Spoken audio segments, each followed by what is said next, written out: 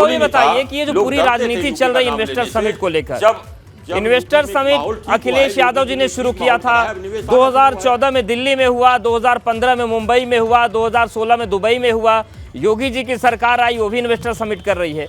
ये जो राजनीति हो रही है इसके कोर में क्या है? कितना उस वक्त आ पाया था और कितना अब आ पा रहा है?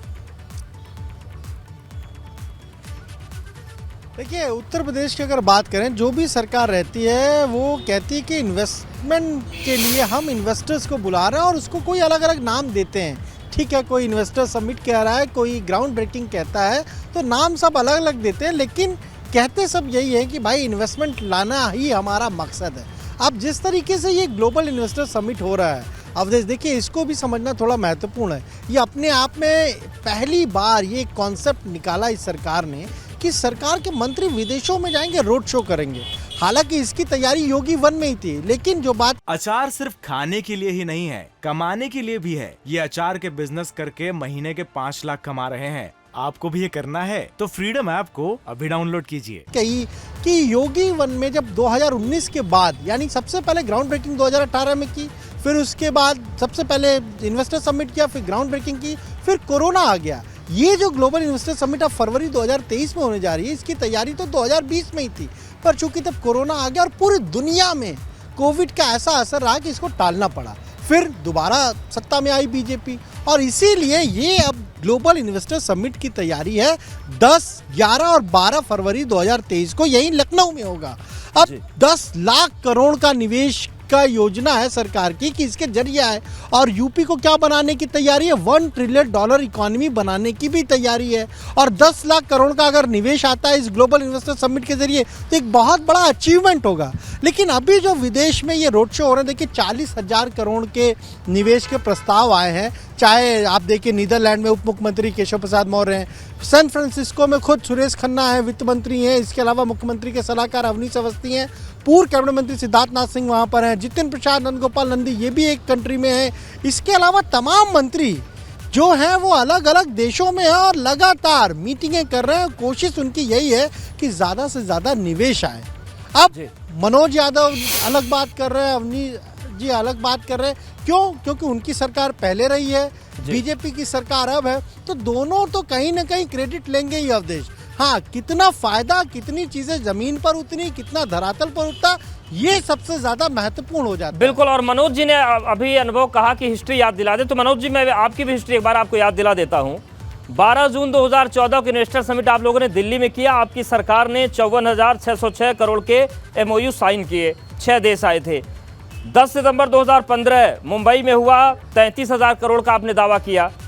2016 में दुबई में हुआ, 20,000 का आपने दावा किया। यानी कि 4 साल में 1,07,000 करोड़ के MOU साइन करने की आपने बात की थी। लेकिन 4 साल की जो रिपोर्ट आई, 25,000 का ही आप निवेश ला पाए, 25,000 करोड़ का। तो वही अपने इतिहास को आप इनके इतिहास में सेट करके देख रहे हैं क्या?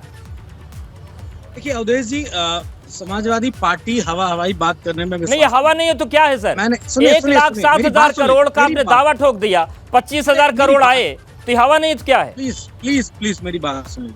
मुंबई में जो इन्वेस्टमेंट समिट हुई थी, ओबराय होटल में हुई थी, मैं वहां पे था।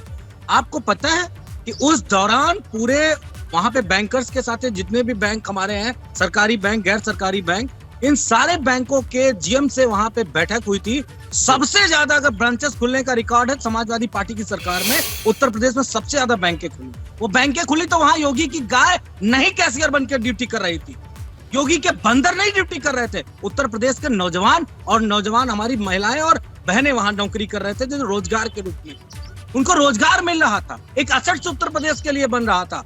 हम हवाई बात नहीं करते हैं। हमने जितने भी एक आपको और याद दिला देता हूं मैं मनोज जी, जो ओबेरॉय की आप बात कर रहे हैं ना, 33,000 करोड़ की आप जो बात कर रहे हैं ना, 3,000 करोड़ ही आप आया था उस बार। 1 सेकंड, 33 में केवल 3। अवधेश जी मुझे हिसाब चाहिए। 4,32,000 शुरू हो गए थे अवधेश जी। हमारा 1 लाख करोड़ का अगर पूरी, अच्छा आप अपना हिसाब आप नहीं देंगे, लेकिन अवनीश जी नहीं, अवनीश जी देखिए, मनोज जी सही बात कर रहे हैं। अभी वो विपक्ष में, अभी सरकार में नहीं है, इसलिए आपको भी 4,32,000 का देना पड़ेगा ना हिसाब। उनका वाला तो मैंने दे दिया, लेकिन आप अपना तो दीजिए। हम हिसाब देंगे, हम हिसाब देंगे अवधेश जी। पर एक बात आप सुनिए ना, कि तब माहौल नहीं था, तब लोग भाग रहे थे, क्या बात कर रहे हैं? साहब होते थे, पर लुलु लोग मॉल की हिम्मत तभी नहीं बनना जुटा पा शुरू रहे हो थे गया उत्तर था, प्रदेश में आईटीसीटी आने के। तभी बनना शुरू हो अब गया जब था, योगी सरकार SCL तभी आई बनना है, शुरू हो गया था, अमूल की योगी फैक्ट्री तभी बनना शुरू हो गई थी। सरकार कौन जब सी आई बातें है, कर रहे हैं? तब यहाँ झूठ पे अनुकूल झूठ बोलते माहौल हो हुआ टीवी पे है, बैठ के। सड़कें बेहतर अरे हुई त्यागी जी, हैं, और थोड़ा जब तो शर्म अनुकूल किया माहौल करो। हुआ है बच्चे सुन रहे तो होंगे। यहाँ पर संसद की फैक्ट्री तभी निवेश आ गई आना थी। शुरू हुआ है, क्या बात कर और रहे हो ये आप? निवेश एक्सप्रेस तभी बन केवल रहे थे, प्रदेश मायावती से जी ने नहीं, पूरा देश नोएडा से ही नहीं, अपना डेवलपमेंट विदेशों करने से का भी पूरा प्रयास विदेशों से भी किया। आना शुरू मायावती जी होगा, ने नोएडा को और ये डेवलपमेंट हालात किया। सुधरे हैं एक्सप्रेस तो वे निवेश बनाया। भी बढ़ेगा, निवेश बढ़ेगा तो उत्तर आप तो प्रदेश झूठ पे नंबर झूठ 1 होगा। बोलते जा रहे हो। अरे बच्चे देख रहे आप होंगे, मनोज शर्म जी कर अगर रहे बना होंगे होता कि तो मेरे ये हालात बाबा नहीं जी बैठ के होते, टीवी पे झूठ और बोल रहे हैं। आपके इन्हीं कारनामों के कारण जनता ने भी आपको इस तरह की नकारा बातें टीवी है, पे नहीं आपके बोली जाती झूठे है। आंकड़े मैं और आपसे फर्जी आंकड़े दावों पूछ के रहा हूं। कारण जनता ने आपको नकारा है, जनता ने आपको सत्ता में आने से रोका है। मनोज जी, आप सच्चाई सुनिए, सच्चाई स्वीकारिए, जनता के आदेश को मानिए। अगर उत्तर प्रदेश को विकास की राह पे सच्चे अर्थों में अगर काम किया है तो योगी आदित्यनाथ सरकार ने और केंद्र की मोदी सरकार की डबल इंजन सरकार के दोनों के ठीक है। माहौल में रहते यहाँ आते हैं, दोनों के पास आते हैं। निवेश के लिए यहाँ पर वक्त एक छोटे से ब्रेक का है और अनुभव के पास भी जाएंगे, और जो 4,32,000 करोड़ की बात कर रहे हैं, अनुभव आपके पास भी आएंगे और ये जानने की कोशिश करेंगे कि 4,32,000 करोड़ पर जो विपक्ष जवाब मांग रहा है वो जवाब तो देना भी चाहिए। अचार सिर्फ खाने के लिए ही नहीं है, कमाने के लिए भी है। ये अचार के बिजनेस करके महीने के 5 लाख कमा रहे हैं। आपको भी ये करना है तो फ्रीडम ऐप को अभी डाउनलोड कीजिए।